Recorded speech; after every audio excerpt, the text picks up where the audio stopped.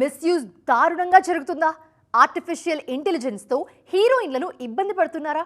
వాళ్ళ వ్యక్తిగత విషయాలను సైతం ఏఐతో నాశనం చేయాలని కుట్ర చేస్తున్నారా? తాజాగా మన హీరోయిన్స్ కోపం చూస్తుంటే ఇది నిజమే అని అనిపిస్తోంది. మరో హీరోయిన్ సైతం ఏఐ మిస్యూజ్ పై తన గళం విప్పింది. ఎవరామె? ఆమెకు జరిగిన నష్టం ఏంటి? ఆర్టిఫిషియల్ ఇంటెలిజెన్స్ తో ఎన్నో అద్భుతాలు జరుగుతున్నాయి. ఇప్పుడు మనుషులతో అవసరం లేకుండా ఏకంగా సినిమాలు కూడా తీస్తున్నారు. మరోవైపు ఎన్నో అవసరాల కోసం కూడా వాడుకుంటున్నారు. కానీ అదే టైంలో ఏఐని మిస్యూజ్ చేస్తున్న వాళ్లు లేకపోలేదు. ముఖ్యంగా హీరోయిన్లకు ఈ టెక్నాలజీ కొత్త తలనొప్పులు తెచ్చిపెడుతుంది.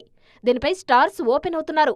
తాజాగా ఆర్టిఫిషియల్ ఇంటెలిజెన్స్ దుర్వినియోగంపై రుక్మిణి వసంత్ ఓపెన్ అయ్యారు. IIHM స్టూడెంట్స్ ప్రపంచం మొత్తం ఉద్యోగాలు చేస్తూ లక్షల్లో జీతాలు సంపాదిస్తున్నారు. ఇప్పుడే చేరండి international institute of hotel management.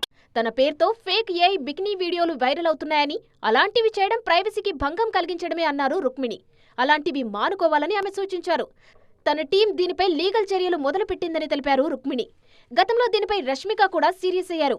మహిళలను లక్ష్యంగా చేసుకుని అసభ్యంగా చూపించడం, టెక్నాలజీ దుర్వినియోగం చేయడం కొంతమంది వ్యక్తులలో నైతిక పతనాన్ని సూచిస్తుంది.